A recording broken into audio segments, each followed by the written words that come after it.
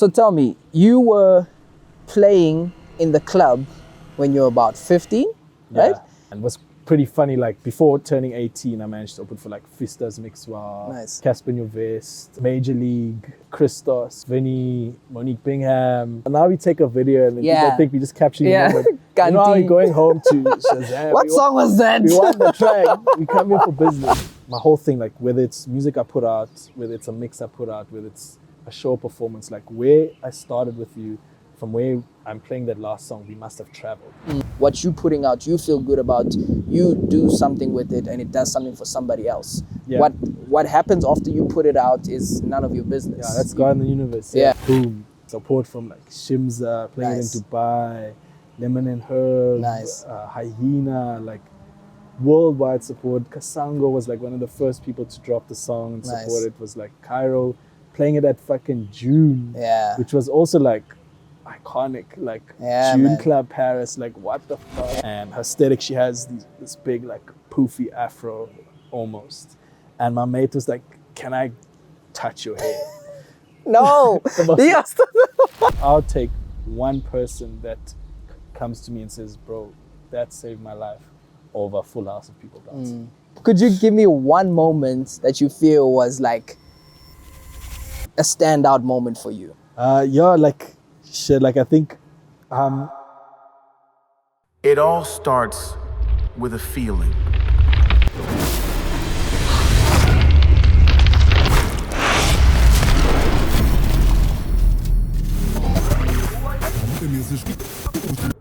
Welcome to Roots FM with your host, Kamanga.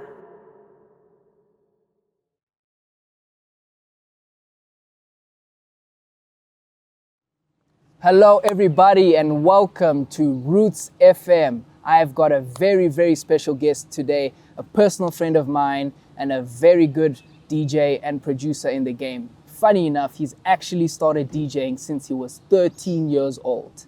13 years old. And he is the host of Africa Distinct for Gemeinschaft. Did I say it right? Yeah. Gemeinschaft in Belgium. He is also released on labels like Calamar Records. He's released on iMusica and most recently on Universal Music Group. Ladies and gentlemen, please help me in welcoming Zee Essential. Bless, brother. Thank you for having me. Thank you for joining us. Such a blessing to be part of this. Thank you. For sure. And he's my first guest on the show. And I think it was really fitting. We were sitting one day doing a recording at his house. And his set, which if you haven't watched already, you guys really need to go check it out. He did a special, beautiful set, old school set with CDs on CDJs, right? Yeah. And when he started doing that, I just saw that this was the perfect opportunity to start Roots. I've been speaking about Roots with Zee for such a long time, and it just manifested as it was. And I'm so glad to have you up on here as our first guest. So thank you so much for joining us, man. I really appreciate brother. it. Like, honestly, such an honor to be here for Roots FM, the first guest for the show. Like, such a blessing. And yeah, like it really happened super organically the way this whole thing came about. Like, it's something you told me about, like, as a concept very, very long ago. And when we met up to do that recording of that set, I wanted to do something that was also touched on my roots of where I came from as a DJ and as an artist. And immediately, like, it clicked that, but like, this is exactly what the concept of Roots is that you wanted to do. And such a blessing to be on the show with you. Yeah, for sure, man. And just for you guys that don't know, Zee has worked with some of the top artists and growing artists right now, such as Jordan Arts, Banshapa, Cornelius, just to name a few. He has also headlined shows in London, UK, Nairobi, Kenya, and also played in Amsterdam.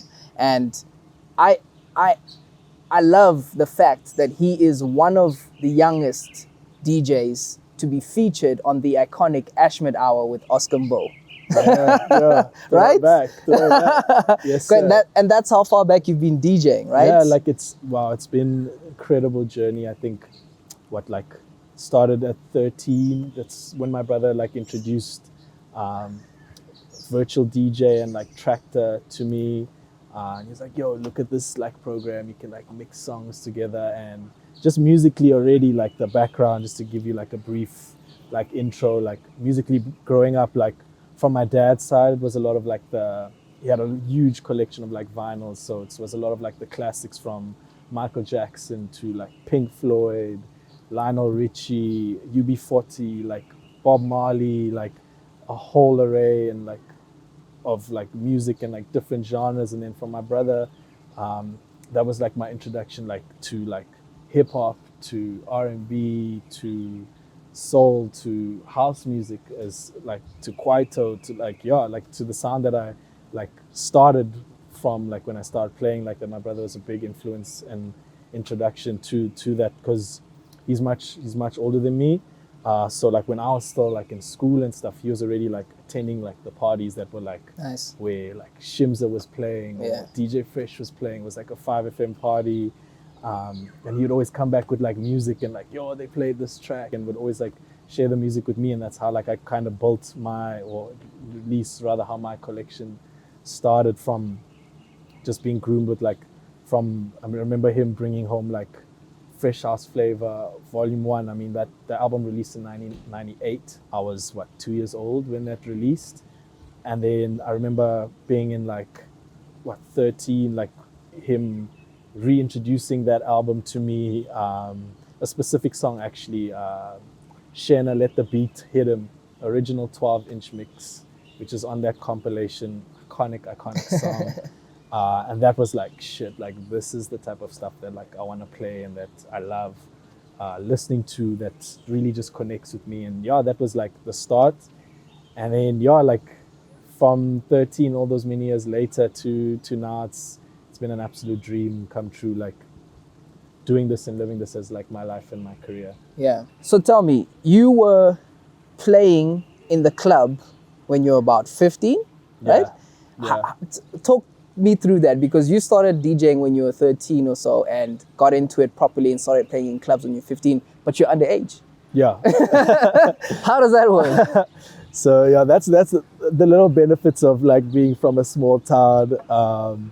So originally, you're from Witbank. Yes. Yeah. So originally born, raised, finished school in Witbank, which is now called Emalahleni, in a province called Mpumalanga. Very small town, farm town, a coal town. A lot of coal mining happens there.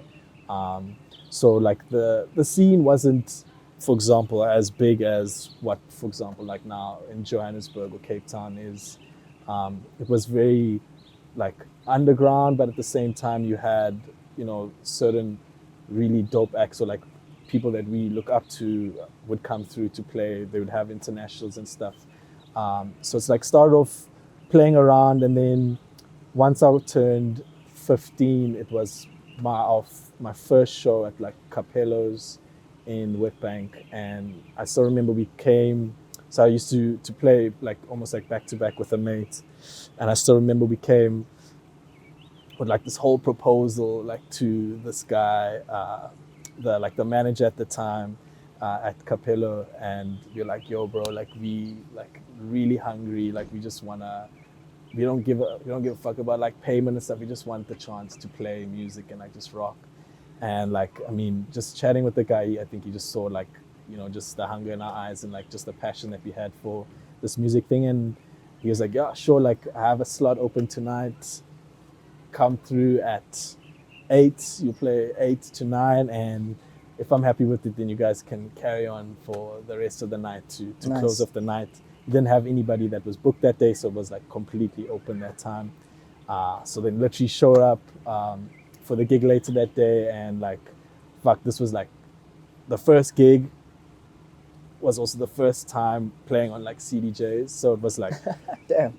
best, like the mistakes happen and stuff, but obviously you learn from that. So remember they were like Newmark CDJs, Damn. which like now if you play on those Might not read your USB.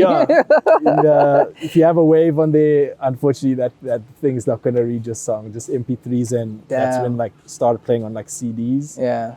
That was that whole era, like when I mean, anybody like from Black Coffee to Shimza, they would like, after the vinyl era, like it was the CD pouch era where guys would copy like the music they collected on CDs. So you'd rock up with that little slapper case of yours. And yeah, that's that collection that I also played the set for Roots for is like started from the first CD was like copied at like 15 till about 19 years. Till I was like 19, So yeah, that was the Zee Essentials collection from that 15 to 19, I think, the last CD I copied until like I fully went onto USBs playing like on CDJs and at clubs was 19. And it was like an amazing like experience starting up, like when you like get into doing this like as like now a job and like now this is your career, that hunger sometimes dies down or dips down a little bit because you just have the other stresses of like, fuck, I need to pay for this or just money and bills in life. And you kind of lose that a little bit. But like looking back then was like, we were hungry for this game. And I'd start off playing those early sets. And then, I mean, after the first set, I still remember we played that first hour from 8 to 9 and like we messed up and we like went back. Like we went and like reconvened and we're like, come on, we gotta do this like to impress. It's like our one and only shot, and went back and like rocked. I guess it was just like also divine intervention that the songs just flowed, and that's how I started learning. And then from there was this guy used to book me and my mate for like shows whenever like guys would come through that were like from Joburg or Cape Town, international guys. And like to answer your question, like being underage, it was like, okay, look, I can't pay you guys because firstly, like you can't be on like our pay roster, you're underage obviously, but we can offer you food and some cokes for while you're there, and be like, say less, like we don't even care, like give me water, like give me nothing, I don't care, I just want to play. Like that was the dream and the hunger. Like from 13, like me just being in front of CDJs was like, oh fuck yeah, like dream come true. Like, and to be in this position now where it's like the job and like what you do, it's like what a like literal dream come true. Like many years of praying and manifestation of dreaming to be in the position that I'm at now. And it used to be like we'd play the set, get a couple cokes or like chips, so they give us wings.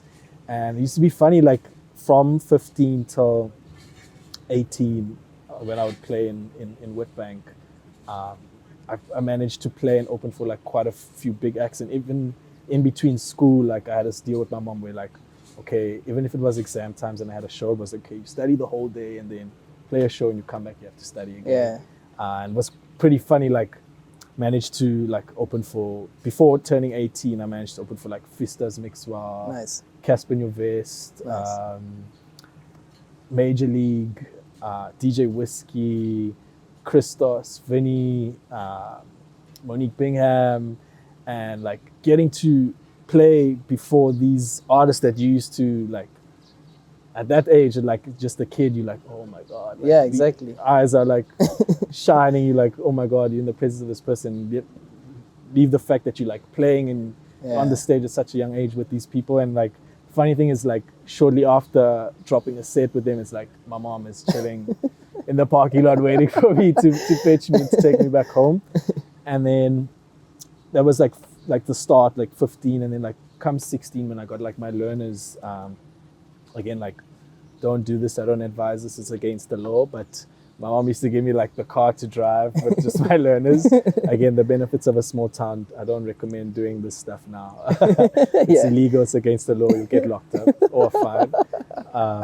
But like used to take the car, and like the nice thing was like my dad like knew like a lot of like the cops and stuff there, so even if I did get stopped, they're like, you this, it's you, boy, go. So just go home safe. And like obviously didn't do like reckless things, like there was obviously no drinking or alcohol involved, so it's just like just to get to the show back. So then from there, like getting my learners and then transitioning to getting like eventually my license, then was like, okay, you just go to the shows when you want. It's free reign now.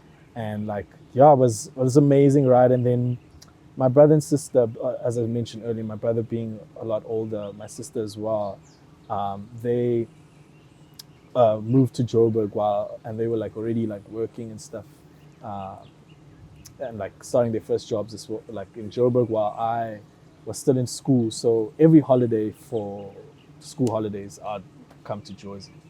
And then eventually, like, there's a capello that used to be on at the Buzz on Witkorp. Yeah, I know that one. You played there? Yeah. Damn. So this was like 16 going into 17. Where eventually I was like, I reached the point where like, okay, now I'm like, I can play on CDJs. Yeah. Like I've had enough experience. Like there's no mistakes. Like now you're playing. Like you mean it. I still remember same approach. Went there in the day. My brother still took me, and then he goes like he walks in with me, and then like it just so happened like the fucking resident was like there. And I'm like, yo, bro, like same thing. Like just want to play, like just a chance, like any slot, even if it's when you guys are fucking cleaning up and setting up the tables before it opens. Even if I play then, like I'll be over the moon. Like that's already mission accomplished for me. And they're like, nah, sure, like pull through. Again, same thing was a capello, and was like, okay, let's, like, you'll open for me, play from like 6 to like 8, and then again they'll do the same thing where like, okay, if you like what you played, you'll play again later. So again, like came and like rock that fucking thing.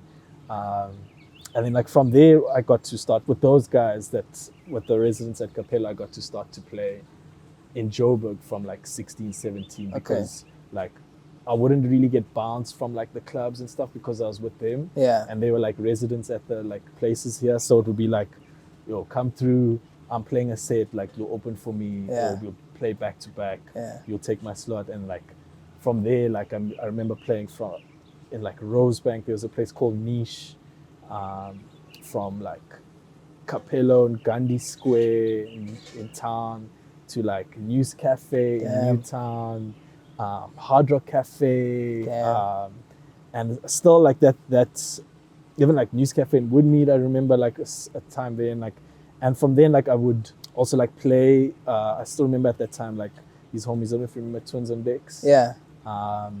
They were doing like this run with these same homies that I was with, and like I kind of like did like a mini like tour with them and like the places they would play. And again, like at such a young age, getting to open for like crazy guys that you're just looking up to the industry and not like, you know, thinking like anything of it. You just like right now in that moment, like, fuck, this is the dream come true. And like that's how I projected. And like to also go back to what you're saying about the Ashmed hour, like damn, like big ups to Oscar and Bo, like for sure. Big inspiration, big motivation, like in just even like the way he plays and like the way he DJs, his individual way of DJing like influenced the way I play a lot. And like that was the thing, like from like 15 or so, he would also, because his hometown and Witbank is like super close, so he would be a lot in Witbank. You'd play like shows there, and like you play at the Capello, and they like mates of ours that were like the big DJs in the town. They would host like this thing at like I can't remember if it's still called Puma Stadium, but it was like a stadium that we had in Witbank.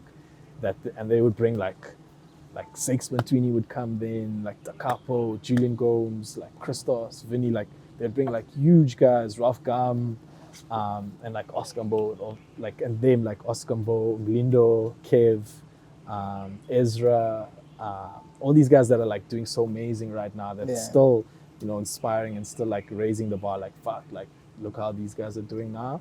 And I remember like one of my first interactions with Oscar was like he played this track, and it was still unreleased at the time. It was, what's the song called? I don't know if you know it. Garth and G-Rail, Dark still produced that song with that broken beat. Crazy tune, and like it was still unreleased at the time, and then Oscar dropped it, and we like just went crazy. And after be like, bro, what is the song? Like, bro, you need to plug us. Like, and he's like, dude, here's the song, whatever. And then like would nag him like later on. Back then was also like that era of like BBM and like all of that Yeah, shit. So yeah. like would Mix message him, like it. same time, bro. That's all. Please. It's like, nah, no stress. I'll send it to you. I'll copy it for you, whatever. And like from then was like constantly like sending like just mixes, and he would also like help you like, nah, bro. Like if it wasn't right, he wouldn't shut me down. But Yeah. he'd be like, nah, bro. Like work on that transition, or like, and also like I would listen to a shit ton of like the mix. Like every time he dropped a mix, whether it was local mix, main mix, Ezra on guest mix, him on guest mix, whatever, like I'll just consume and just listen. Yeah. Like how my man's playing like on CJ 100s, and those transitions are like, yo, clean. Yeah. And then eventually like got to, at the time, like got to be on the show eventually when I did a guest mix. This was, I think, the first one was 16 when I got to be a guest on the first show. And then I got to be a guest again at 19. Nice. And it's so crazy, like the way God and the universe works. Like at that time, yes, in like Pretoria, because those guys were like eating it up there, like House 22 days, like they were regulars. And like seeing how, like back then, like not, like especially like when I came here and I started studying here in Pretoria, like not a lot of people knew about the Ashmed Hour. Like not necessarily in Pretoria, but like the people I hung around with didn't know about it. Yeah. When it was like such a deep culture Yeah. thing, like mad following and like crazy guests. Like this guy would bring like Rich Medina Exactly. on like a guest mix, and like people like, yo, who's How? this guy from America? Like With this deep voice on Yeah. this. I remember that. those voiceovers, like Yeah. you'd have crazy people like. And I think he was also like very much like a pioneer, and like also showcasing like people to all the guys that were coming up with him as well. Yeah. Like I mean, like it was also like my introduction to like Chima music, Yeah. or like all those guys, like and then like from there it was after like 19 or so, like when I was still in varsity, like it kind of, I started not playing that much when like from like 19, when I was like in varsity days, just with like campus and stuff. Yeah. And, like I was just still like learning and exploring, like going to parties and stuff. But I was still like, yo, I want to play here, I want to Yeah. play there. And then like eventually started to get bookies when I was in varsity. Yeah. And I remember meeting like the guys, the homies from, they run like Wildline now. Okay. Like Jared. Romario, Yeah. Bongani Zulu, like Yeah. they were like the first to like start booking me in like Pretoria. Okay, nice. That was like Jolly Rogers. Yeah. And they owned this like dope fucking venue that was like on that strip that also played like a couple times at. And that was like my introduction to start to play in Pretoria. And like Sure. there was a period of time where I was gigging a lot in like Pretoria because of these guys, and that even led to like summits and stuff. Nice. And then towards like my final year of varsity, like I repeated like a year of varsity, and that year that's when I like linked up and met with like Ryan Murgatroyd. Okay, nice. And that's when that like internship and like mentorship like happened. So that final year, like you didn't see me on campus. Like, Yeah. I go there to write my semester test or write my exam, Yeah. driving straight back from Pretoria to the studio here in Joburg, and like Yeah. would just absorb and like sponge, like sit in the studio with this guy. He's engineer as well, or rather former engineer Mark Vaseki, still GOATs, OGs Yeah. of the game right now. Like that guy's pure genius. Like just his knowledge in like engineering and like a musical form, and like making your song sound 10 times better. Yeah. And bringing and enhancing like that vision or that feeling that you had, Yeah. that you put in the song initially. Like learned so much from them.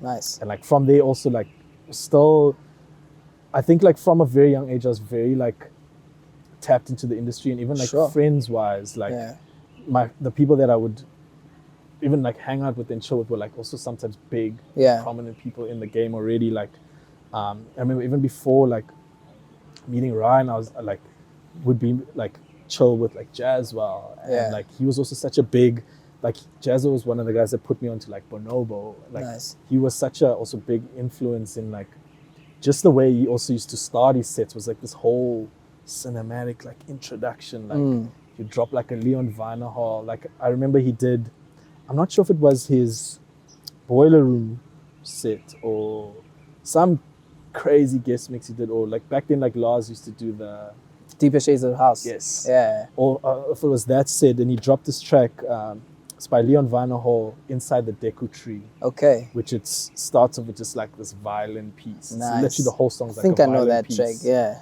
And like from there, it transitioned it into like a 4/4 Yeah. track, and I was like, that shit blew me away. Like, Nice. was this whole like cinematic rise into like now we dancing.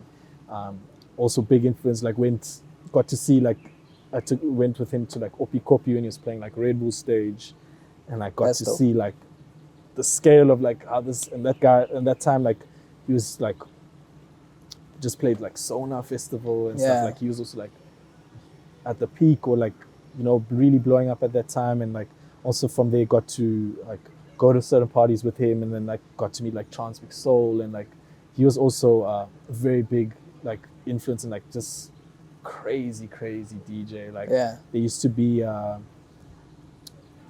before I get into like what I was about to say now, like there used to be this show, I don't know if you remember back in the day, called Hit Refresh. Yes. The entertainment, With DJ Strategy. Yes. Yeah, And yeah, yeah. like the dopest of dopest guys used to come spin. I used to wait for that show, Bro, bro. like if you could like before it was even like the recording, like Yeah. you used to stay up till, and then it used to be like 11 to like the AM. Yeah. Stay up just to watch it.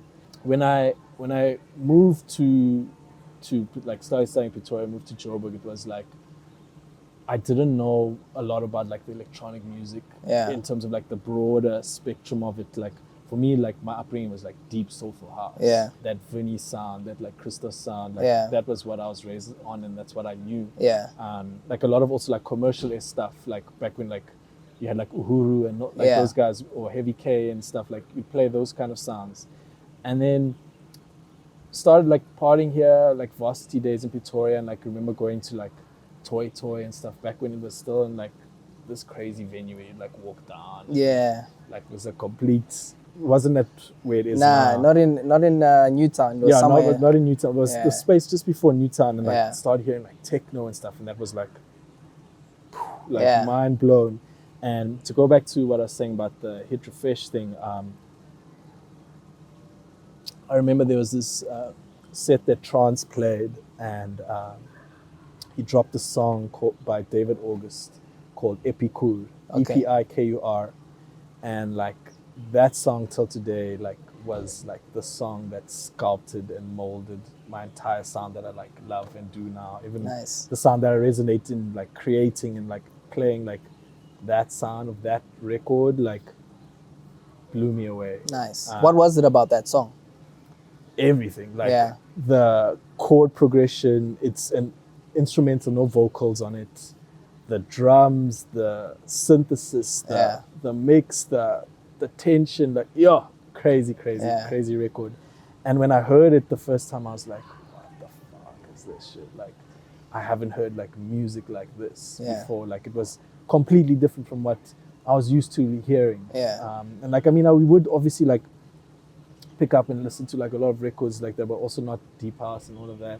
But like this was the first time that I was hearing something like very melodic and like on that, it's like techno, but it's not as hard as what I was hearing in like Toy or in the clubs, but it was still hitting the same and had this whole like melodic journey, which I think birthed like the melodicness in me now. Yeah.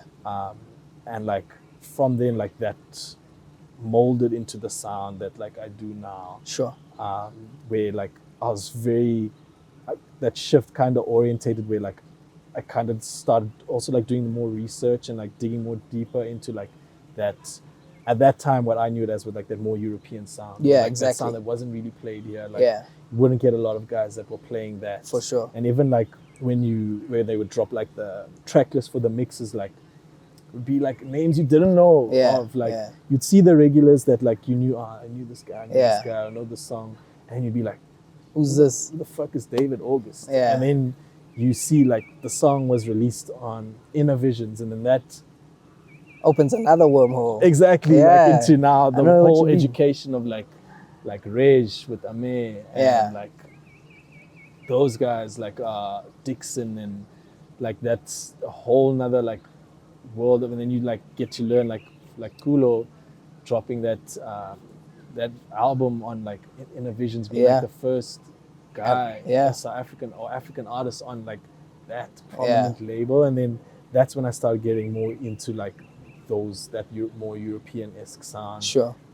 The Inner Visions, Dynamic, Solomon's label, even like Kind of Music when like they saw like 2009, like in that rise. Yeah. When it was like very like, if the homies know like the song Rampa the Touch. Yeah. On that era of that sound. Yeah. When that they used to do, like those were like my dream labels that I used to just consume, and like iMusic as well was also like, he used to do this show also on SoundCloud, like this Proton radio show, and he also used to drop like either unreleased stuff or these very melodic sets, and like I used to like Shazam or like search for those songs in those track lists that I could also play it in my sets. Tell me, did you ever, like Shazam was quite a new thing, did you ever record audio and then try and go home and find it? Hard, all the time, right? I've still got stuff even from my old phones. Now it's like, because we cool now and like we artists now. Now we take a video and then people think we just capture the moment. You know how we're going home to Shazam. What song was that? We want the track. We come here for business. We want the track. Yeah, but like this is the thing, right? And I think it goes without saying that the culture is shifting a lot. Yeah. And this is part of why I'm doing Roots, is to bring that culture back, to bring the roots back of this music, and like get to know music, get to know the artists, get to know what this was all about before, and keep it alive. Yeah. And like, I think I'm gonna take it back to the set that you played. You had so many influences in your music career from the time that you started with Oscar Mbo, Transmike Soul, DJ Strategy, Hit Refresh, like all these influences, even with European music, that kind of culture that we heard. But still today, like, first of all, I was super impressed that you played a whole hour set on CDs. Like, let's just start there. Because I've never seen that. Yeah. So that was like, big ups to you. Thank you for sharing that one with us. But yes, thank you. Even back then, like, you still had your slapper pouch with all your CDs, right? What was the journey you went through to actually put that set together, or to even just put a whole hour set together with CDs? Like, what does that look like for you compared to now where you're using USBs? I think it's a lot more different now because we have that access to music, and we've got platforms like TrackSource. Exactly. You Beatport, you get all that stuff. But back then, and even you referred to Jazzwell with those intros. Like, I love those kinds of sets. I'll go to like Deep Town Josie, I'll go to Christos's parties, Vinny's parties, like just different parties where I hear new music. And the people that always stood out for me was like Jazzwell, Julian Gomez, Christos, because the music always had its own journey. Yeah, and was like something so crazy that you hear things that you never heard before. Yeah. Like, how the fuck is this in a song? Yeah. And it's like rocking. And the thing was, for me, was those intros. Like, I'll never forget this one day. I was actually watching this set by Julian Gomez at Deep Town Josie where he headlined. I think that was like 2022, I think. But Deep Town Josie was packed. And he started his set with this super dynamic intro with like, it just sounded like I was in the middle of an orchestra kind of vibe, you know? And that's Gomes, that's vintage him. But like, for you, I think we don't get enough of that anymore. You know, that kind of culture. I miss that stuff. For sure, storytelling. Yeah, exactly. Yeah. And it takes you, like you said, like that song, it takes you on a journey like a rise, and you just follow that. And I love that. But even for your set, when you're playing with CDs, talk me through how putting a set together for an hour is like with CDs, like looking at that as a backdrop to how your music career was. So like with that set in particular for the Roots show, like it was to go back to exactly what you just mentioned, like now, like storytelling, like as you said, like I had so many influences, and like even if I wasn't playing, like my brother would always like take me to like these parties where I wasn't the right age to be there, but like I'll just be there and like consume and like listen. And I remember like 15, my brother, there used to be the spot in Newtown called Shikisha, and my brother's wife's uncle used to be like the manager there, and like used to have crazy sound, and like my brother took me this one time, and obviously because knowing like familia, like it's like, yo, bring the kid in, like obviously it's chilled. And that was also like my first time meeting like Clive Bean, and he was playing there, and like he brought this international Lene Denise was from New York, crazy DJ, and then from there, like if it wasn't me going to that, like my brother would take me to like Kitchener's, like Kid Funk used to do 2 sides of the beat, and like I remember that used to be crazy, top tier parties. And again, you'd hear like how the sets from even the guys he booked, like how it would just build the whole night. Like it wasn't like like an up and down. You didn't feel tired or like, okay, it's too much or it's too chill. Like it was a constant build. And like I think just also just hearing, consuming, like it goes back, like it instilled a very strong thing of, for me, like when I play, like whether it was from the CD days or like now, it's storytelling. And even like with writing music, like for me, it's very important to like tell your story.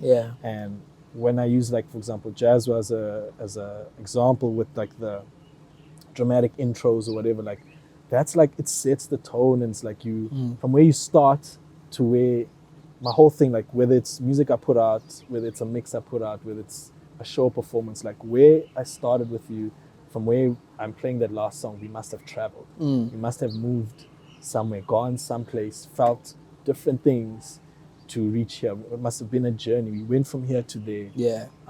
And the same principle like I applied like with preparing like a set on CDs, where, as you're saying, like it's a little bit different now, where like now you just either go on like Spotify or just go on Beatport and like, or you know, or on Record Box, and you like already can place or order, like have an idea or vision of like your set. Whereas there it's like, okay, let me, because also like music I haven't touched for a while, so it's like, okay, let me put it in the CJ, like let's listen. Okay, track 1, okay, no, oh, I remember the song, okay, no, track 2. And then, like some of the discs were like the very earlier ones, like when I copied it like 15, doesn't even have the title on, so it doesn't even read the title on the CJ, so it's just like track 1, track 2. So now you're like listening, like, oh, which one was the CD with track 6? And it's a lot of also like the songs I played in that set was like a lot of songs that like not only that I grew up with and that I loved playing out when I was playing in that time, but it was also songs that I didn't want to like just drop a plain classic set that like you would expect certain songs to already be there, like this guy just dropped the classics. I wanted to also like play songs that were like at that time, yes, right now those songs are deemed as classics because of the time period and how they've aged, but at that time those were like the underground songs. Those were the songs that when you went to 2 sides of the beat, like you're hearing Kid Funk drop and like nowhere else you'd hear that song being played, or you'd hear Vinny play those songs. Like those were like the underground-esque songs, and then also with the touch of our classicals that we all know and like raised us. And I think also a big thing was like compilations back then, like how you would digest those CDs, which like you'd go, I still remember like when Soul Candy would drop something, House Africa, like I'd go to like Musica, or what was it called back then, like Look and Listen. Look and Listen, You'd go with your $100 or however much, ask mom for money, pops for money, like I want to buy the CD, and then you go and listen and you digest, and you just also like hearing from that, and you'd hear how things were blended, how the story was told, like from vocals to instrumentals you'd hear, and like also like from Ashmit our days, like hearing all those mixes, how these guys would like drop from songs that were like mainstream in that scene at that time to like unreleased underground songs. You Shazam it even today, you still can't get the song. Find it. And like how they would build like that, really like I got a very good introduction into like storytelling through music. And that's how basically I prepared like the set for Roots. Was I wanted to showcase or take you on a journey of like the sounds that I would listen to and kind of grew up on, but at the same time like I chose songs that were not also very familiar or like very, or like were deemed very like classics at that time. Like if I tell you the title of the name, you're like, oh, who the fuck's that? You know? that kind of thing. So like that was the kind of the set that I wanted to do, and like it was something, as I said, like in the beginning, was something that happened so organically. Yeah. Like, it was something I always wanted to do, like especially now, like from the kid, that 15-year-old kid to now, like just turned 30. Yeah. Now having to have like my baby boy next to me doing the set, like it was such a full, also like 360 moment for me as well, to be like, fuck, like the kid that used to just dream of just standing in front of CDJs and touching it, like touching the cue button, like, oh my god, I'm spinning the wheel, like just like seeing CDJs or being close to them was like already like, oh my god, my day is complete, like to now where this is what I do for a living and for my life and like as my career and job. Like it's like, wow, like I'm literally living the dream that 15-year-old Z would like envision. And like all it's like, and that's all thanks be to God, to my family as well. Like my family played, even till today, like played a huge role in like my support system. I mean, like as I said, like from my mom fetching me from the club after I've done the set, to like, you know, them supporting me like with even now today, whether like when I'm playing overseas, I have that support system where stuff for studio, if anything goes wrong, or like just the challenges that I face now in life as an adult, like, you know, I have them as like that backbone that's there. And yes, and like we spoke about this earlier, but like, you know, sometimes challenges you face with family, especially choosing the career like this. It's from like our parents, who's like kind of cut from that old cloth. It wasn't deemed or seen as like parents today will see it as a career. We was like, get a real job, like that kind of thing. So don't get me wrong, there was like a lot of clashes in that sense over the time, especially like, I mean, like I'm 30 now, like it's like, hey, what's happening, like, you know, like, and at the end of the day, it always comes from love, and it's not at the time it sometimes feels negative, like, oh fuck, you're just on my ass, or you're pressing me too much. But it's like, it just comes from love and concern that they want the best from you. And for sure, it took a lot, and like also my family seeing like how fully I'm in this, like it's this or nothing, and how like just for example, like just the way the things I've accomplished and managed to achieve. And like simple example, like I mean, like last year my music taking me to do 2 shows in London. You know, them seeing that and like seeing like, okay, like this is actually, you know, something tangible. It's actually a career that you can do. Especially like now, like when it's for a long time. Even today, I'm sure you've heard like people tell you a joke or like say it as a joke, like, oh, like you're a DJ, like come on, what's your real job? What's the real 9 to 5? Like, oh, bro, like this is the 9 That's to 5. it. Like, if I'm not performing, I'm in the studio, I'm writing music, preparing sets, and like I'm also a dad to my puppy. Like that occupies my life now. That's like literally, as I said, like 360 moment, like living the dream. And I mentioned earlier about like that hunger that sometimes when you're doing this as like the job now, like it's not just that dream or passion or when you're a kid and it's like, I just have school to focus on, and there's no, I don't have to pay for anything, there's no financial strain or any adult or grown-up stress in your life at that time.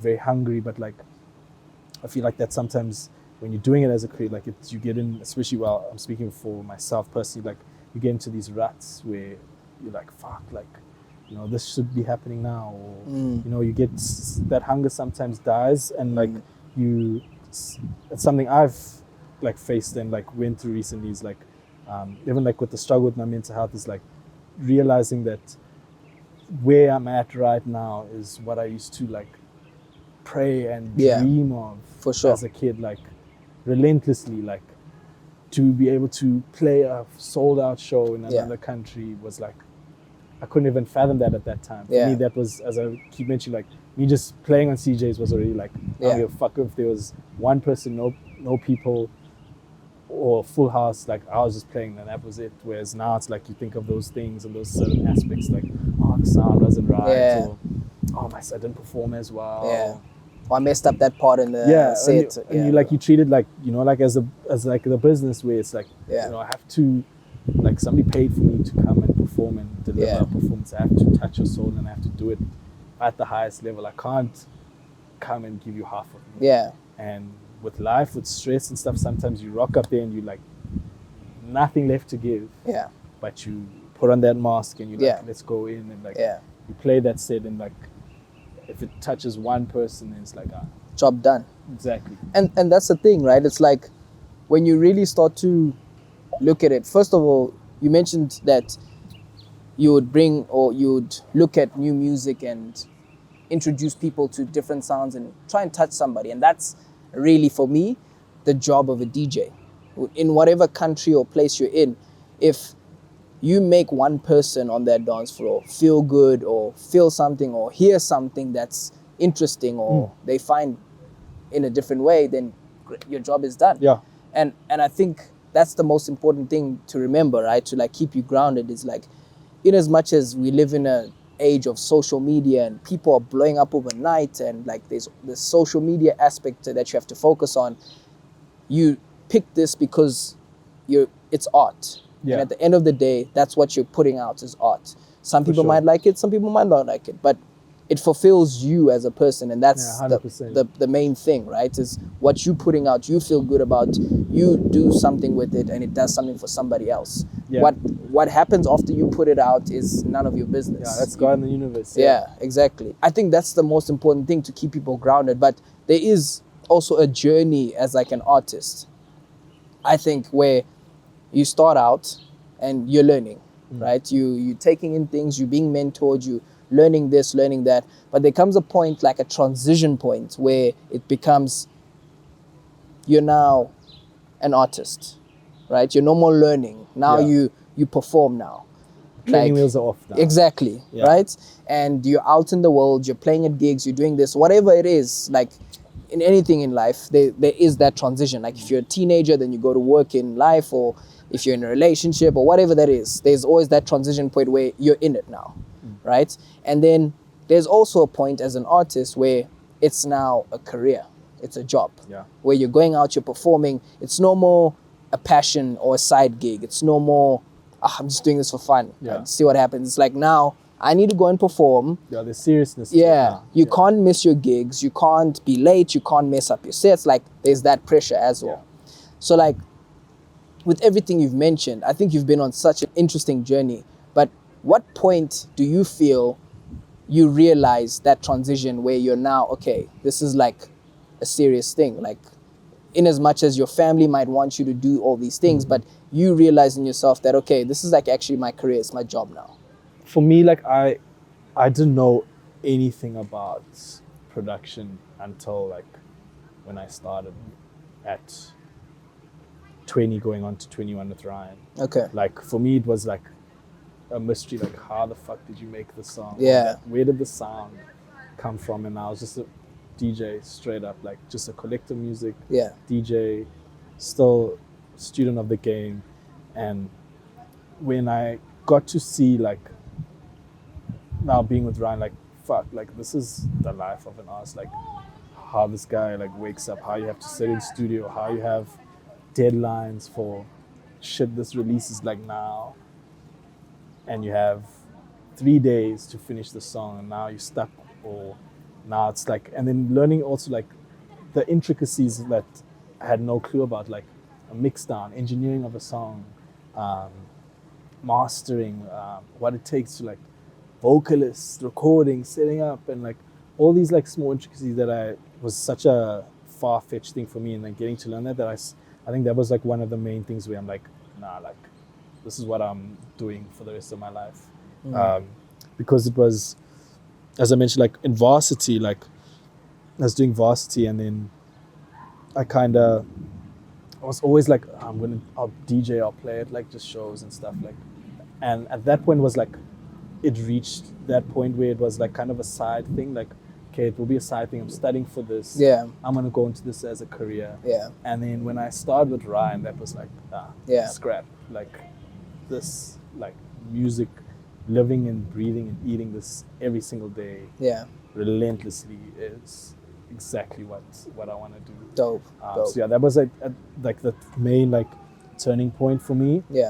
And I think, and then the second point was like when I left him in 2019, started doing it like by myself. Yeah. And, like, and my own studio, like going to like having the discipline of like, hey, you don't feel like it, but let's get up, let's go. Yeah.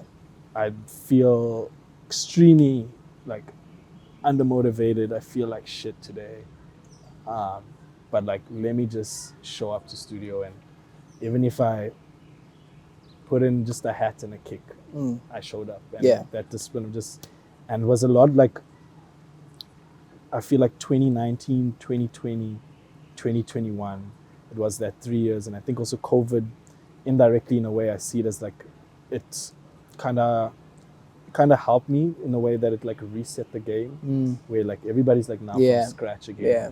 Nobody's on tour. Yeah. Nobody's doing things, how could I say, in a way like ahead. Yeah. You have time to catch up, Exactly. for the lack of a better term. And that was like the 3 years of like every single fucking day Yeah. in the studio, whether Nice. the song was shit, whether it was hot, whether like, and just going through ideas and techniques, and a lot of like unlearning what I learned from him, which was how he writes music. Yeah. That's his fingerprint and Yeah. identity, to relearning how Zee Essential and how Zee wants the kick to sound. Yeah. How I want the hats or the synths to sit in the mix. Yeah. Like relearning all of that stuff. That took me like those 3 years was just like locked in before my debut Yeah. release. Like, I mean, I did in 2019, I did a release with Tulani, the Warriors label, Do It Now. Yeah. Shout out Tulani, also like amazing big brother in the game. Yeah. Like, someone's always given me advice, always put me on, like, much love and gratitude to him as well. Like, he was the first guy to be like, yo bro, do a remix. And I'm like, bruh, I've never done a remix in my life. But he's like, well, now's the time Yeah. to start, and gave me that platform that was not a small platform. Like, he's established a beautiful label Yeah. locally, and now it's doing such amazing things, like also like on vinyl, like credible records and just good quality music. And he's just such an OG in the game as well. And then like that was 2019, and I was like, okay, I did this like remix, which was like my first and only like local release that I've done so far. And then fast track to 2019, and then it was that period of learning.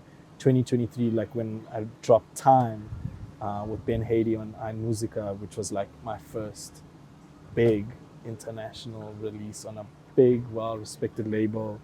First time also seeing like my song getting played by these huge guys, Julian Wasserman, Lauren Pure opening her show and like mentioning my name on the like this track by Zee Essential and Ben Haiti, like mentioning those things, like was like, yo, okay, like this was that preparation time to like now start putting out stuff that like was on that level that I initially from the start always saw internationally, like that kind of sound. And again, like I think the blessing in disguise that like in a way God and the universe kind of also like pushes you to keep on is that you'll get these 360 moments. So one of them being, as I mentioned earlier, like iMusic did these guest mixes on Proton Radio, and used to have a lot of guys off the label that also used to do guest mixes, like Buddha Kid, like a lot of the guys that were releasing on iMusica, like, and even like Aim 2, which is like the sub label. And fast forward like then to 2023 to release on his label. Nice. As part of the comp, and like when he comes down, he's played, I think the following year or so, he played like It's Personal Festival here in SA, and for him to be like, yo, Z, come through to the hotel, like I wanna chat, chop it up, like break some bread. That's cool. And like getting to chat to him and like, fuck, like bro, do you realize the influence like from a kid, and like now that he sees me as like a fellow artist, and like, yo bro, when you're sending me new music, like I'm starting this new label that's more Afro-esque, like send me some shit, like to be on that like level now with people that you saw as your heroes and like you looked up to, is like, fuck, come on. Like, and like Mujo is another perfect example, like that song that I did with Bunshapa and Toshi, which also like shows you like a testament of like just the power of manifestation. Yeah. Before, when I was still like learning with Ryan, and like before I knew how to like write and finish a complete record, like I worked a lot in the studio with him, and I would add pieces and ideas, but never like I wrote and finished this whole song Yeah. myself. And I remember it was one of my, it's like I think my second or third time ever being in Cape Town, and I went through with Ryan, and then Ryan did his own thing, and I was out with Blanca Mazimela, like also such a gem of a dude. For sure. And like we were just chatting, and he was also like giving me insight because he's also been like in the game for so long, and also such a G. And I told him like, yo, bro, like for me, the day I do an Afro track, dream vocalist Toshi. I said this was 2018. Yeah. And then fast track end up so happened through Tanzga Mineshaft and doing the Africa Distinct show, like Claudio, who's the head of that, like in Belgium, he hit me up. He's like, yo, Toshi and her team want to do, like, she's doing a new release. She wants to do an interview. Keen to do it. So I was like, yeah, fuck. Yeah. And it was like a over the phone interview, just on the call. I had like questions written down, chatted to her, and like as she was saying, I was like writing down the answers and stuff, and like did this whole like intro and interview for like her release. Also like together with at the time her agent was like Sarah from Favoritism, and like did this amazing interview with her. And like I already went into that interview with so much of like, as a fan, like knowledge of her, that I was like, fuck, I'm not gonna ask her like what everybody asks about Booyah, about all those hits and stuff. Like I want to ask her like some deep shit, which she like really appreciated. Nice. And it was the beginning of that year, and I was like, fuck, like and I just emailed like at the time the agent Sarah, and I was like, what's the chances of Toshi being available to do a track? And she's like, oh, she's keen, like she loved to interview, that's dope. like she'd love to work with you. I'm like, what? No way. It's like, okay, let's do it. And then sketched something, got the vocals, and was like span of like 2 years just working that song, because like it was also such an important song for me, like it's just simply because of her name on it. Yeah. And as I mentioned earlier, like that I said, the dream song I do, like my first ever Afro house release will be a Toshi. So I was like, I never got it right for like 2 years. Yeah. And was like V 1560. And then eventually like, and I always like, I would write, and then I was like, okay, this version, test it out. I'm like, nah. Then I would work on other stuff, I'd constantly go back to it over a span of 2 years.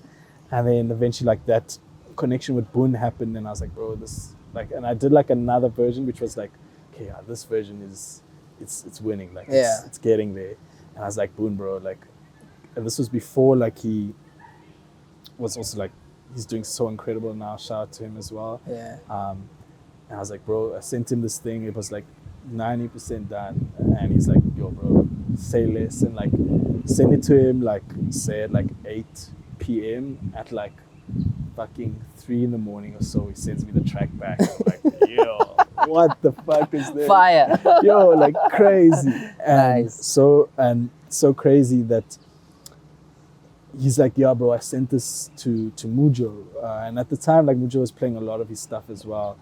Before like Amsterdam and stuff was released, Mujo was rocking that shit overseas.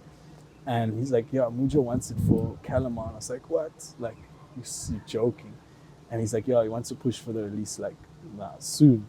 And that week before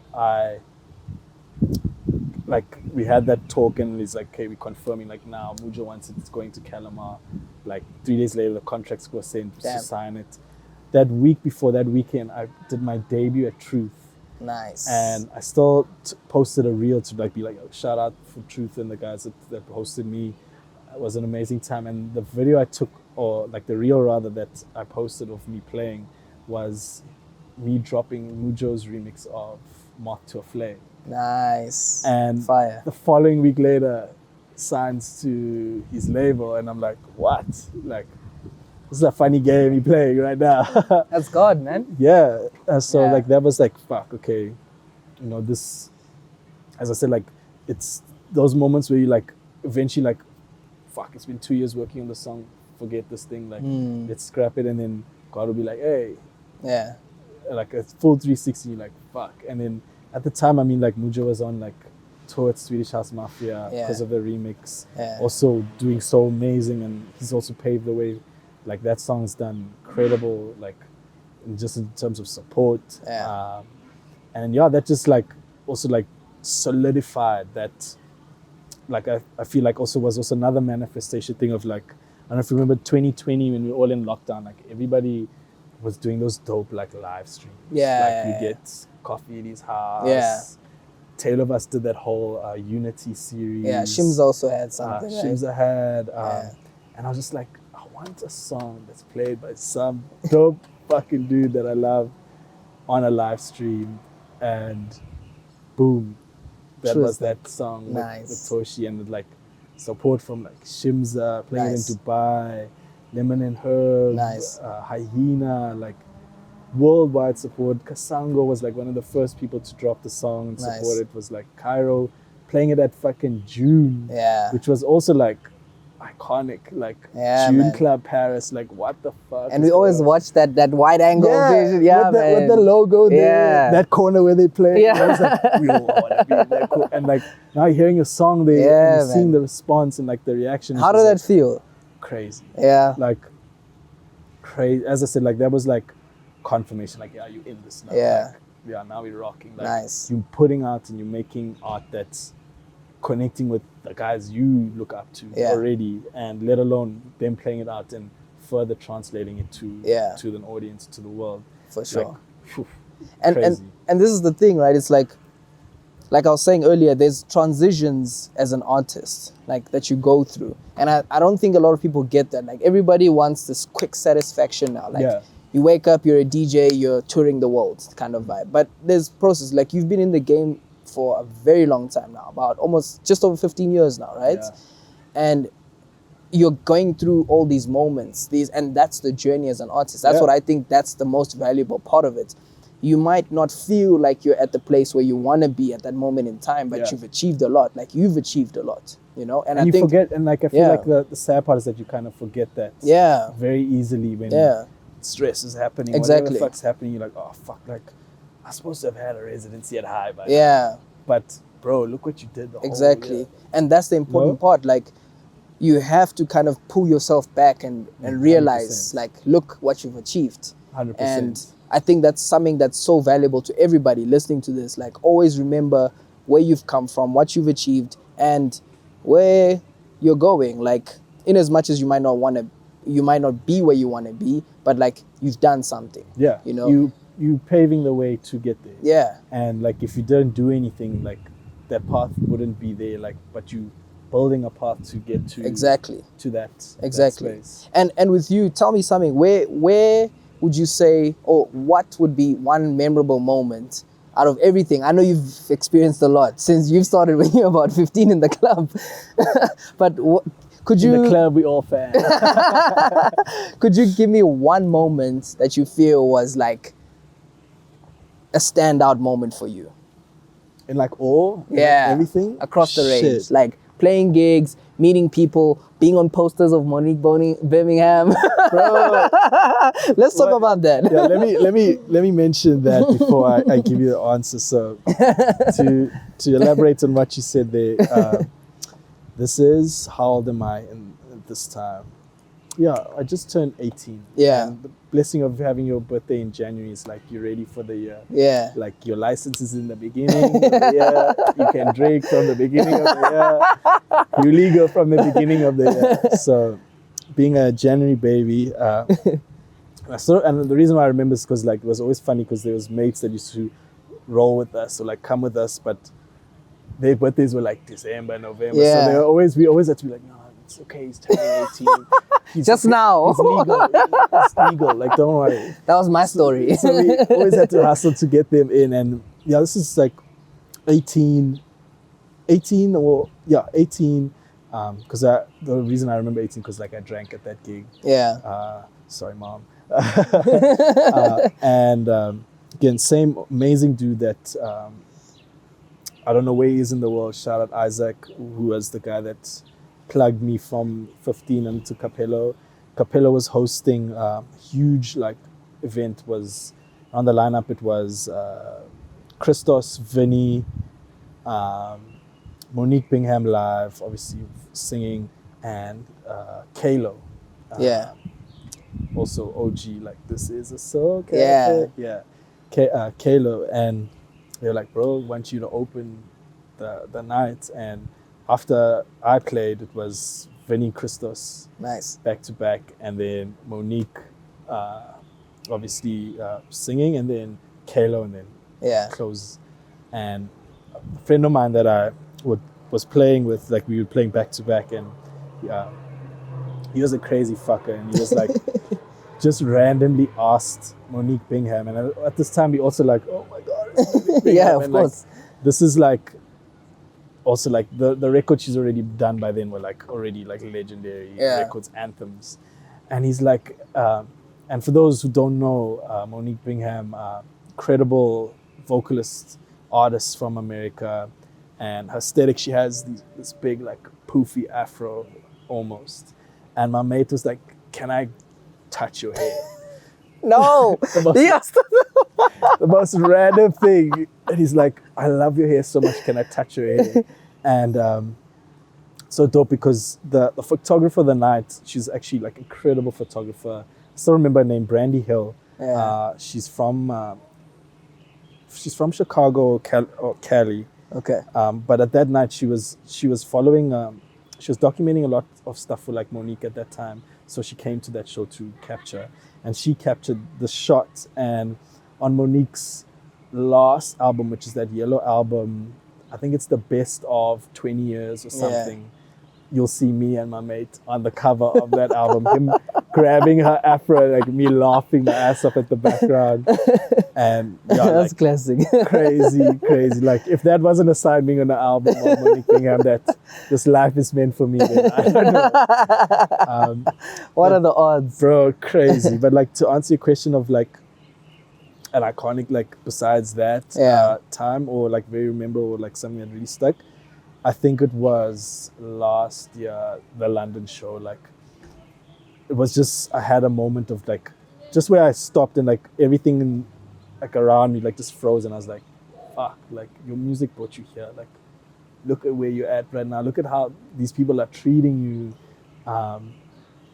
Like it's hard to pinpoint one, but like I'd say London, and like even like Nairobi, bro. Like yo, you're pulling up there like a prince, like that treatment, and like that, not necessarily like, of course, like it's like respect. Like Nairobi, one of the most amazing cities, most friendly, beautiful people, but like just the way they treated me, like not only in terms of like hospitality and like kindness and like treating me like home, but like in the way of like we appreciate your music and what the sound you brought to us. In that sense, where it was like, fuck yeah, like now we're talking. That was also like an amazing like experience both times that I played, where like for somebody to come up to you and be like, yo bro, like nobody plays this artist in Nairobi, and for you to be like one of the first guys to play this here, you've opened up our minds. Like nice. And it goes back to what you said, like you impacting one person, that's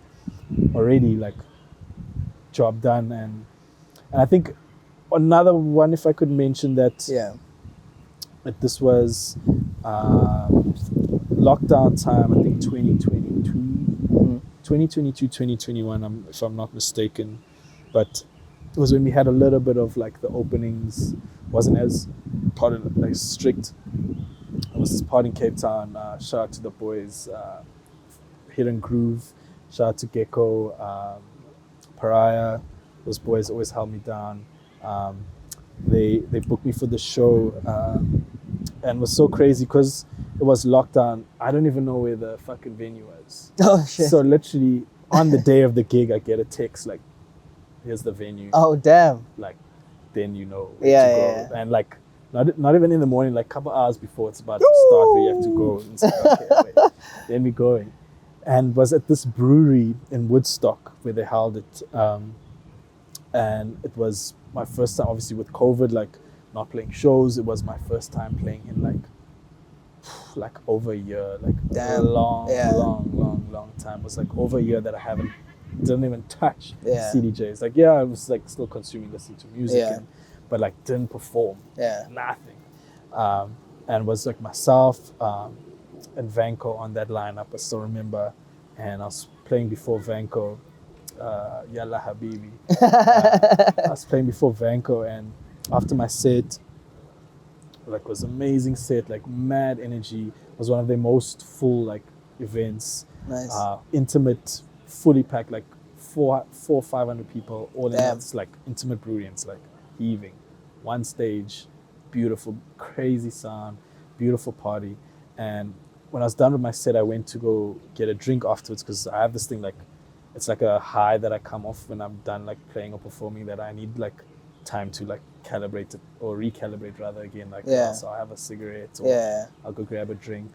So I'm waiting with my mates to get a drink, and this guy comes up to me and he's like, bro, like, I was going through the most difficult time in my life right now. Like, things were looking very dark for me, but after listening to your set, like, you changed that for me. And for me, that was like, job done. Like, if this is what I'm fucking doing, and if this is my purpose, and this is what I'm doing music for, rather, then that's all I need. Like, Nice. to help and heal somebody who was seeing things in a very dark way and was spiraling, and for just him being there at the exact time I was playing, me playing the set, and for him to have connected with it in such a way, because again, as I mentioned, like, it's about storytelling whenever I play, and like, even like, it's I'm very specific in even the songs I select. Like, yes, there'll be like an instrumental which is just a hard hitter, like, for the flow, but like, when there's vocals in the song, it's like vocals that, like, when you listen to it,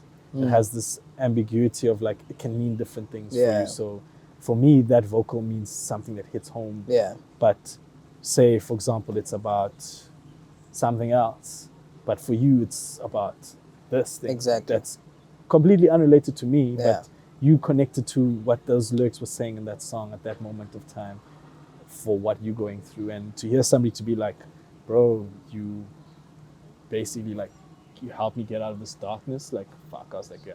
This is what we're doing. Like, this is the That's purpose beautiful. of whether it was, and that also like grounds you and puts things in perspective, that like, fuck a full house. If Yeah. it was just him on the dance floor and he came and told me that, I would have been fulfilled. Like, Yeah. done, happy. Nah, So, that's yeah, amazing. Like, that would be definitely like a moment as well. Yeah, That's engraved in me. And that's what I found so valuable, is like, just hearing your story, like, even the people listening to this right now, you've touched the floor with different people, you've shared the stage with different people, you've been through different experiences, you've learned so many things, but that was the most valuable thing that you pulled up out of your brain to say it stood out for you through Yeah, all of for that, sure. you know?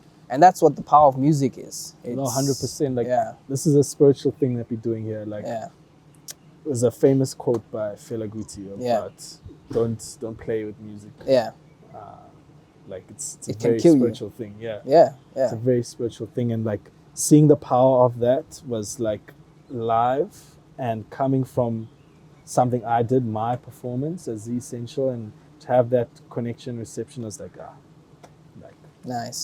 that's all that matters in this Nice. world right now. Like, if you, and that's was my whole, even like when it comes to writing music and the music I put out, it's like, yes, we in a culture right now of like also being quick and like putting out stuff quickly, and yeah, you want a quick hot record now that all the guys are playing in the club, but like, the records sometimes for me that like, yes, that I naturally sometimes gravitate towards in writing is not necessarily songs that play out in the club, but it's songs that like, when you listen to it, even if it is a song that like connects in the club or has that where it can be both listening and for the club, like, it leaves you with something, a message, feeling, or an affirmation, or it's something you can also connect and relate to. That like, my favorite songs is like, say I'm having the worst day and I'm feeling super depressed or whatever, and if I hear a song that's, yes, for this person they might be talking about a chick that they broke up with, but for me those lyrics are connecting in a way that's speaking of my experience now, Yeah, that's what I'm about. Yeah. That's like the main goal in this game, in this artist thing of like writing timeless music that touches your soul. That, for example, you look at our parents, like you as well. I mean, I'm sure you've grown up with like records that Yeah. your parents would play for you, but like even now today you'll still listen to those records, Yeah. but it's like 20, 30, 50 years old. Yeah. But the essence and the energy and the vibe and just the translation and meaning that those songs hold is still as powerful now. Definitely. Like it's not just talking about some random shit or Yeah. just a hot, quick Exactly. for the floor thumper and it's like done. Like Yeah. 2 weeks later I forgot about the song. It's Yeah. something that like, fuck, when I listen to the song in my worst times, it helps me to get out of it. When I'm listening to the song in my best times, it helps me celebrate. It's there for you for whatever you're going through. Yeah. And that's for me, like, in doing this, whether it's DJing, producing, curating, in the way I dress, in everything I do, it's now like this intention of doing things that touch the soul. Shout out to that, man. Doing things that touch the soul. I think that should be the message of this year. Yeah, Right? for sure. That's the energy I'm going into Yeah. with this year. Like, and to be like also like real and honest with like everybody listening as well. Like the beginning of this year, I started off like from Christmas Eve. Like we chatted about this earlier off camera, and like I went through like the most downer of downs that I haven't experienced in a long time. Like literally feeling depressed and down and in a fucking mope from like Christmas Eve till like only the 9th of Jan till the following year, and like only slowly getting out of that. And it's like you fight with a lot of things in your head of certain scenarios, and you feel like you messed up things because you're in a mood, or you feel ungrateful as well. Like that's the main pressure and weight, that you feel ungrateful because there's so much of beauty and good things happening around you, but you're feeling in this negative way, and you kind of pulling down people and your loved ones around you in that way. And I went through this now, like in this beginning of this year, and it's such a hard and heavy thing to carry. But like when, for example, you have these moments of like a song that we released in on the 15th of Jan, like it's a song about that I wrote as well, and it's another song that I was blessed to do again with Jordan Arts, and another amazing multi-instrumentalist, composer, singer-songwriter, Wilhelm Richard, who's an artist from Hamburg. And the initial idea of how the song started was like I wrote it from a place where, and initially the initial vocal before Jordy like hopped on and did the vocals was a spoken word of mine that I like literally recorded of myself, and was speaking about how when you feel, and speaks about being in a dark space, and how will you feel when you're in these positions mentally, physically, emotionally, like you feel like you're buried, like there's no light in this dark, and you feel like you're buried. When those are the times when God's actually planting you like a seed. And that's what I spoke about as the spoken word before Jordy beautifully like changed it into like the lyrics of the song. And it's a song of like hope and faith, that like even if you're going through the darkest times, like that light at the end of the tunnel does exist, like 1000%. Sure. For anybody going through something hard, like that light at the end of the tunnel like exists 100%. And this, the main hook of the song or the lyric is like hold on. And as I say, like struggling through that was also like this beginning of this year. That song, even though we finished it like in the earlier half of like last year, like almost a year ago, I think even a year ago we finished that song. That's only coming out, it only came out now in January. Still today, like I can go back and listen to that song, and it brings me that sense of hope, which I want for other people who listen to it. So to be real, it's like this life, people I think also see, or what's the word I'm looking for? Like they make this life of an artist like so flashy and amazing. And don't get me wrong, it's absolutely incredible, and like you get to do really dope shit and like really incredible stuff, but like you face a lot of darkness, and like you're in a lot of darkness, and you're alone a lot of the times. If you're touring, you're on the road, you're alone a lot of the times, and all of that stuff like eats at you, and can come out in very different ways, in negative ways, either in your mood and the way you think in your mind, you kind of being ugly to yourself mentally, or these things you're saying to yourself. But when we say the power of music is that, like, when you're writing something that goes for the soul, touches the soul, and is there to like heal and connect with people, like that energy of those songs sometimes has to come from a space that you are in on an extreme low. Yeah, sure. Because you're able to transmute that pain that you're feeling at that time into a song. Yes, you might be jamming to it and turning up to it in the club, but the pain and the essence of that song that's in there that makes it kind of human to connect with somebody else that's listening to that either is feeling the same pain as you or something very similar. Like, that's able to connect, and that's like, especially learning now, like starting off this year, like in a very bad mental space, like going forward is what I want to really push, is like, as you said, like soul touching things that heal people, whether you hear my set, whether you hear like my song that dropped, whether you hear anything that has Zee Essential's name on it, or see anything that Zee Essential is on it. Like, I wanted to connect in some way, whether we talking shit or whether we speaking some real deep stuff. Like, I want somebody to connect, and like, it goes back to also, like, I don't know about you, but like for me personally, like I connect a lot with certain like movies and stuff that are about like artists or like documentary-esque things, because you kind of see the pain and the darkness that these guys go through, that like, oh shit, like what I'm feeling right now, this guy went through, and he's like, I'm looking up at him like as somebody I inspire to be, and like I look up to this artist, but he went through the exact same struggles. And like, I think a lot of people forget that, especially in this time now of like content and like social media. It's like you're only seeing the highlights and what's hot right now on my page, but and it's what we want to show you, like, it's like, and again, like, to keep it real, it's like a lot of the times this happens with everybody across the stream. There'll be a day that comes where you feel like shit, you're curled up in your bed, but on your story you're posting something that looks lit, or you're putting a post together of your show that you did on the weekend, but on Monday you feel like crap, but you're like, oh, thank you, I had an amazing time. You're just seeing vibes and energy and full house and how you pulled up to the show.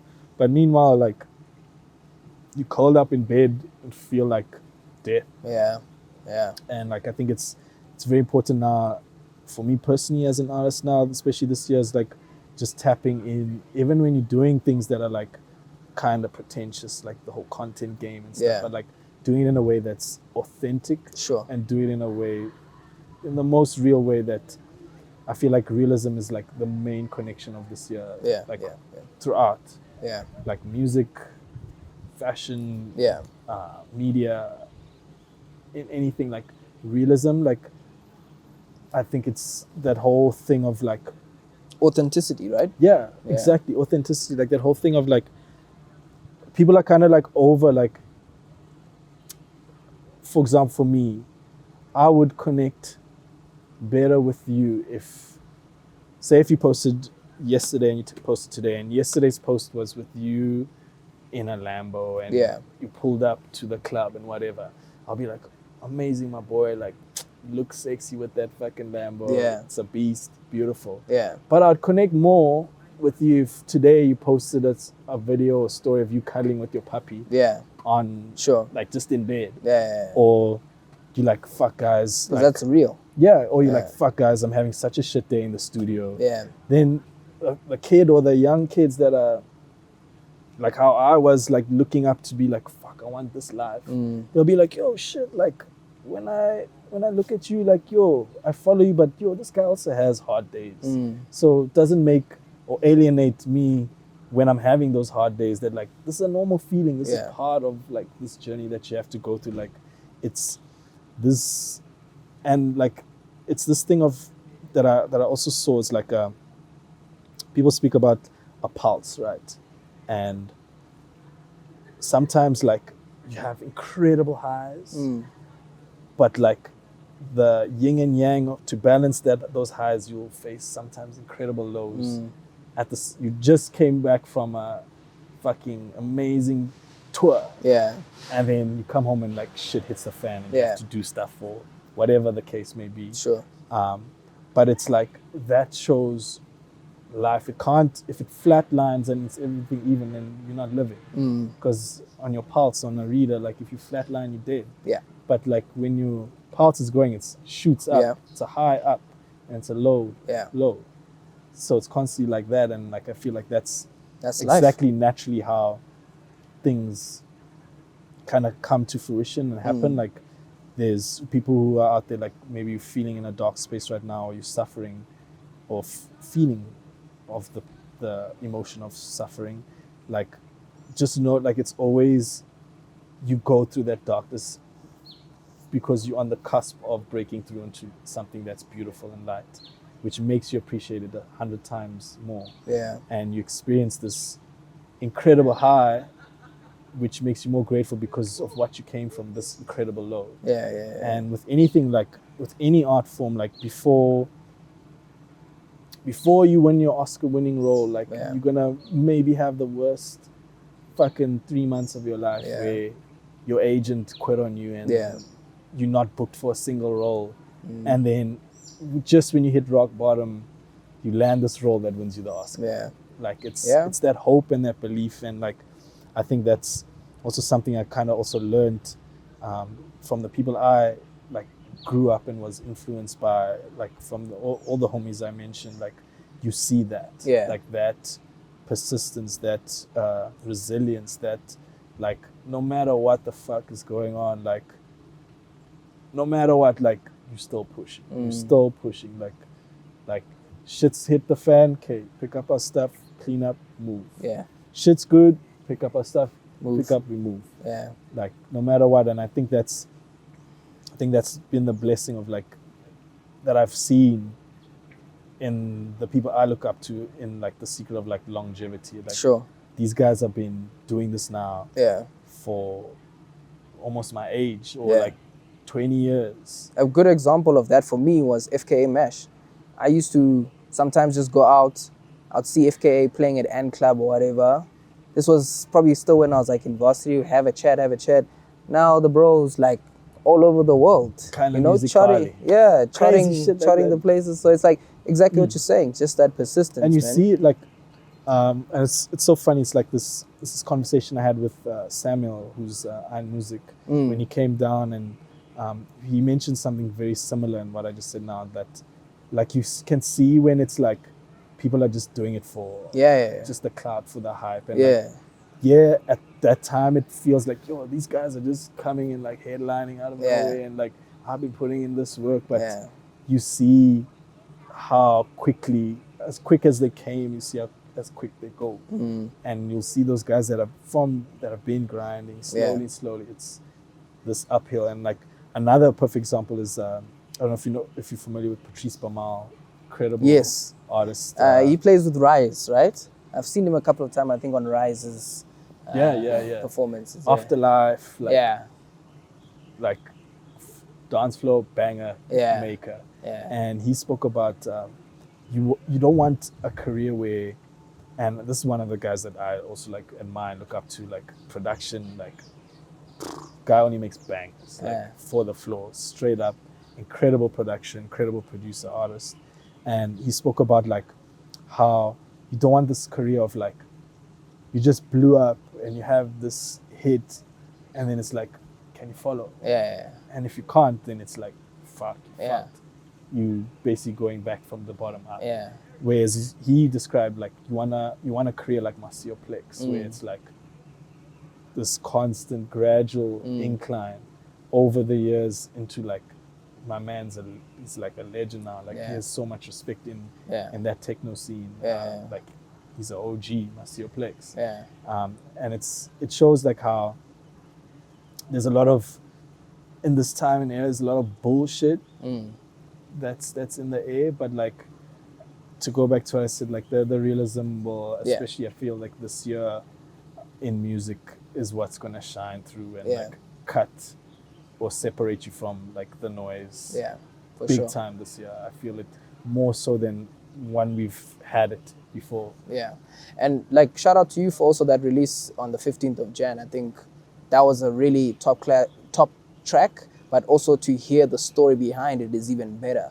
And I'm not sure if people knew that story. So yeah, thank you so much for sharing it. Thank you. And like, it was a crazy one, like, cause like, one thing I've also like learned from just the people that artist-wise that I'm blessed enough to either call like friends or colleagues, and like in this thing, like just seeing how could I say, like just seeing how raw and open people are, and like that is such a powerful way to connect with people, like to be raw and open right now. It's like that song was in a time when I was like very suicidal, and then the space, that was the energy and the space that I was in when the initial sketch and idea of that song, before I sent it to William, before I played it for Jordan, before Jordan hopped on it, before it all placed together and got signed, that was the space I was in when I initially wrote that song. And being that raw and open, and again, it's the word you said, of like that authenticity, is like somebody else who, like, we also like in the societies of like, yo bro, you good, how you doing? I'm okay. But deep down you're like, you fucking fighting for your life, you're hanging on a thread.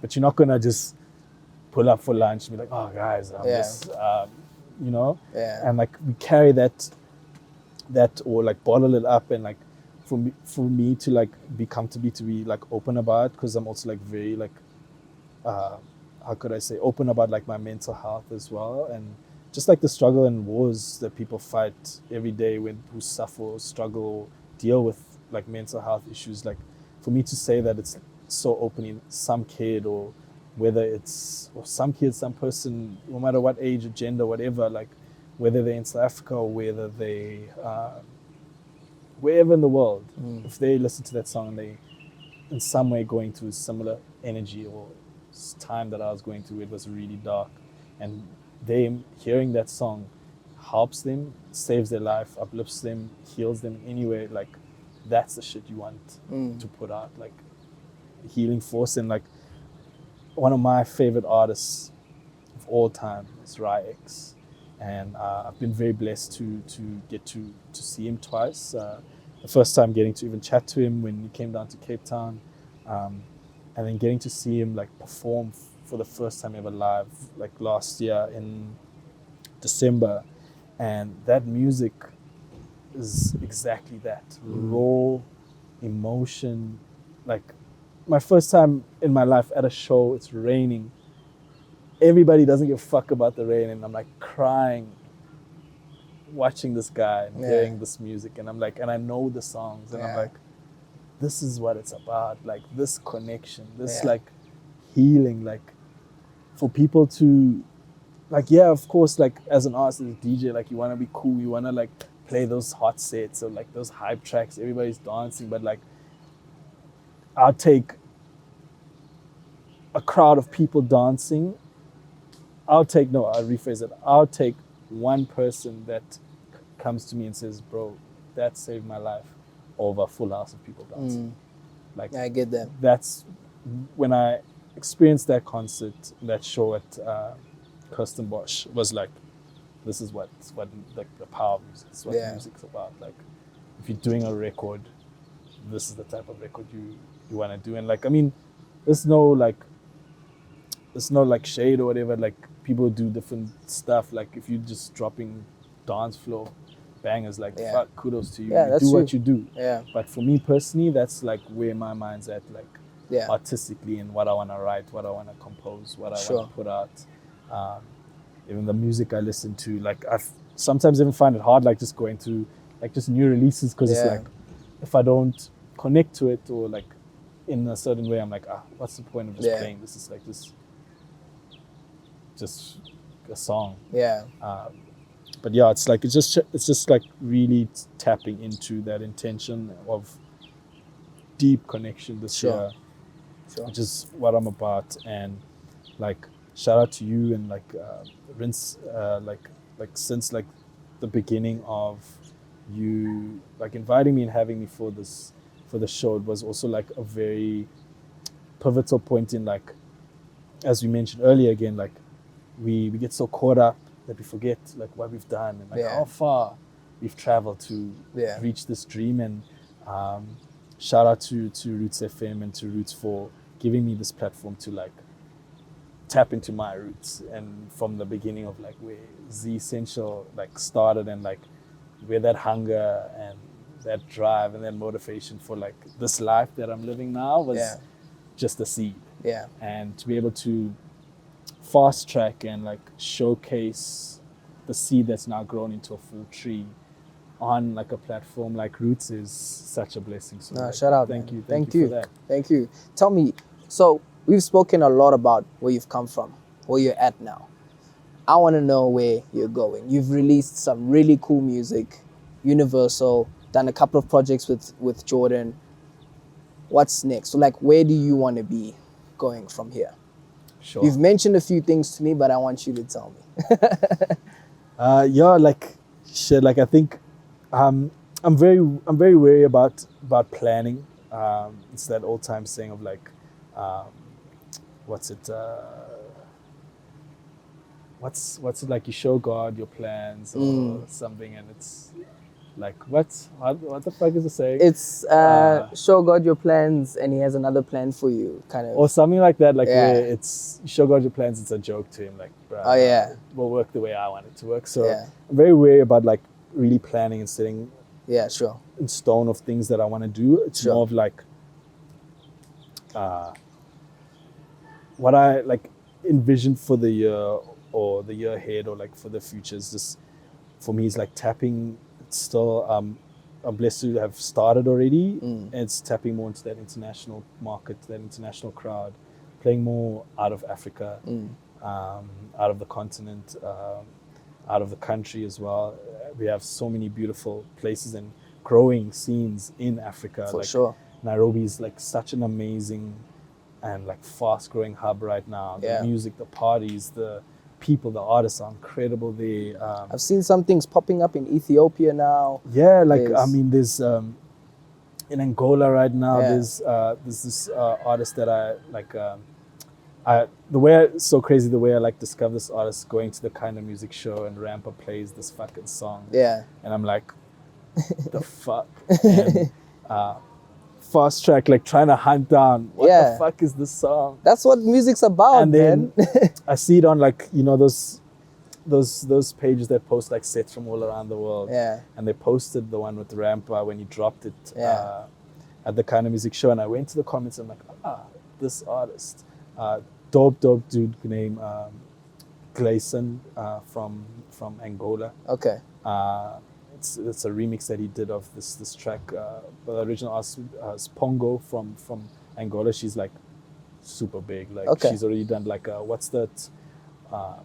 what's those sessions you do where you're in that color thing? Colours. Yeah. Yeah, She's yeah. already done a colors. Nice. Okay. And one of the songs that she performed on colors is the remix that he did. Okay. Cool.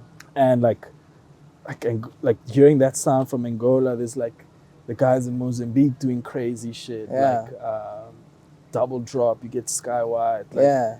like Africa's such a beautiful hub, and like, but it's just for me, it's now tapping into like playing more out. Big things also festivals this year. Sure. It's the main goal. I want to spread this energy and Yeah.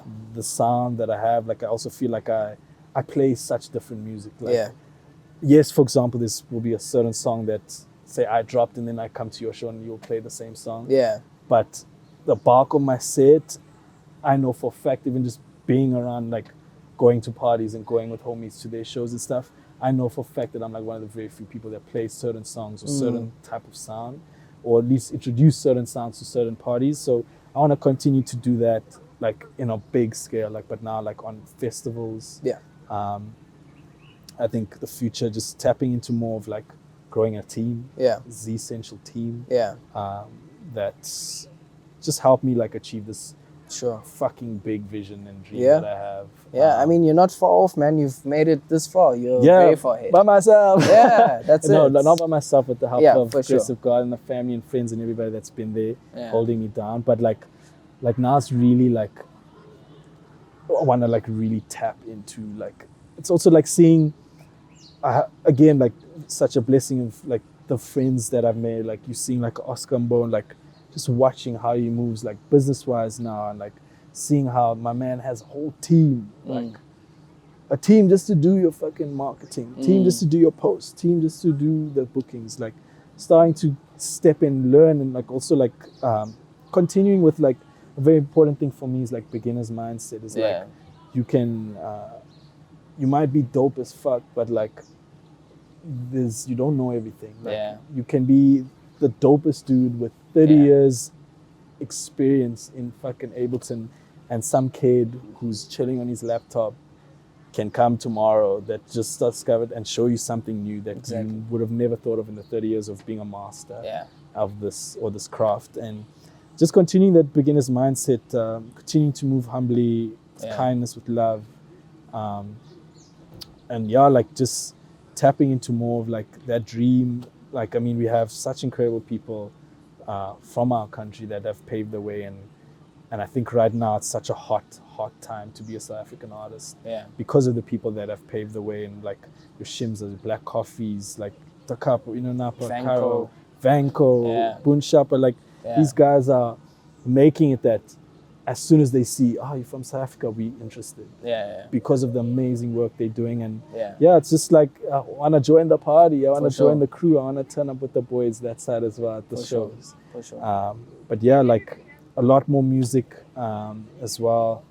I foresee like, just working again, continue being a student of the game, continuing to have a beginner's mindset with music, and like learning and developing my sound and my craft, and just getting better, and just exploring also new sounds and working with different artists and different styles. And I think also nothing like will be like the birth that in this next coming years or so, like this year will be like the birth of my own label, my own home for Zee Essential, for my sound. And I'm happy to hear that. Also for bless, thank you. It was just also like to be a home for other artists whose sound I fuck with. That I see that is very similar to mine. It's like kind of left field. And tapping into that, and like just going really hard, and like documenting and capturing like just aesthetically the whole art and this whole thing, but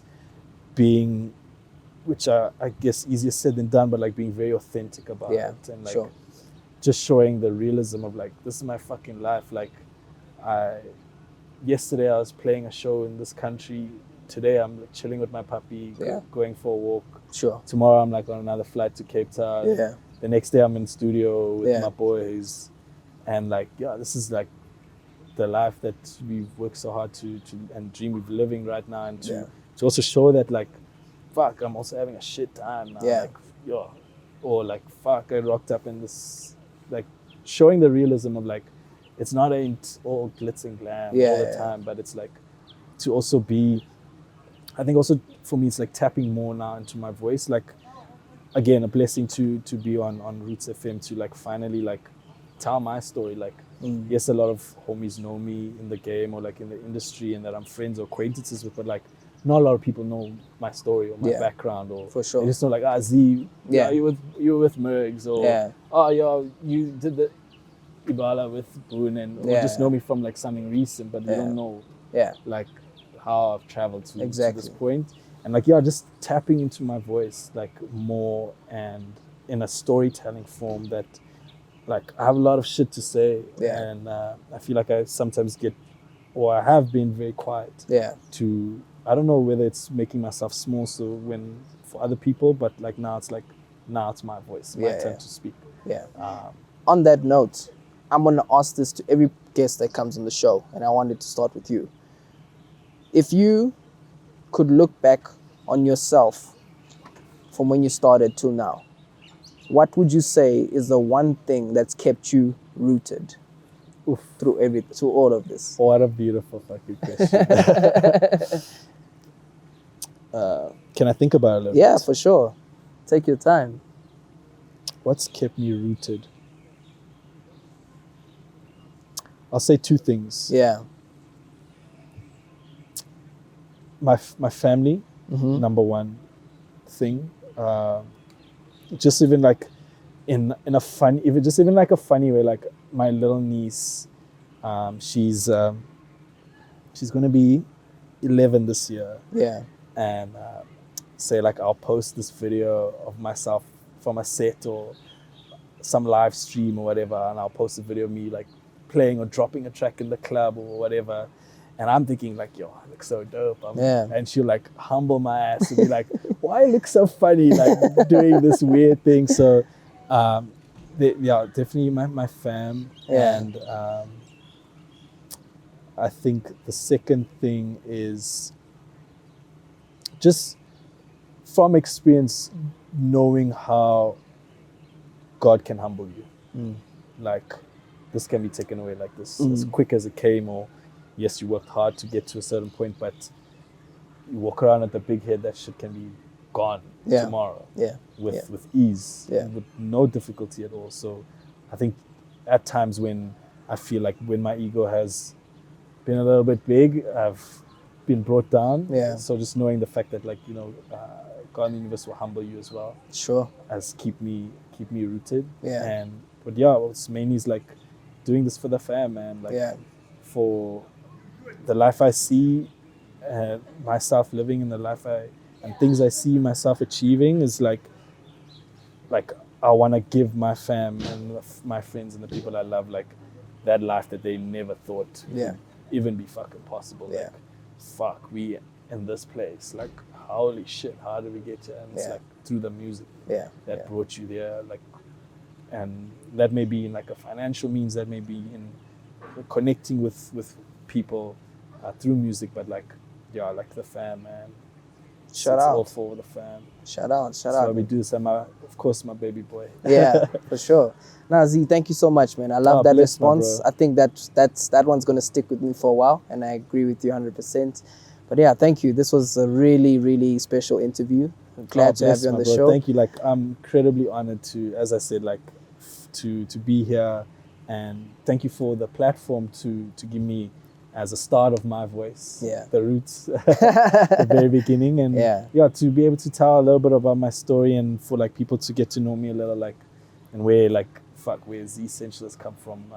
It's been something I've wanted, not only like to showcase, but it's something I wanted to do for a long time. And this, I'll continue to mention, happens so beautifully and organically. Just definitely like divine alignment and a blessing to be here for Roots FM and to be the first guest. Like, incredible honor, my bro. Shout out, man. Thank you. But as I told you, like, because I did an old school set, I need to do round 2. The new Zee. What's coming next? God bless, my bro. Shout out. Appreciate you. Thank you. Appreciate it. And thank you guys once again for tuning in. This has been Roots FM. Keep it locked, keep it loaded, keep it rooted. Same time, next time. Subscribe, like, and share, guys. See you again. Roots FM.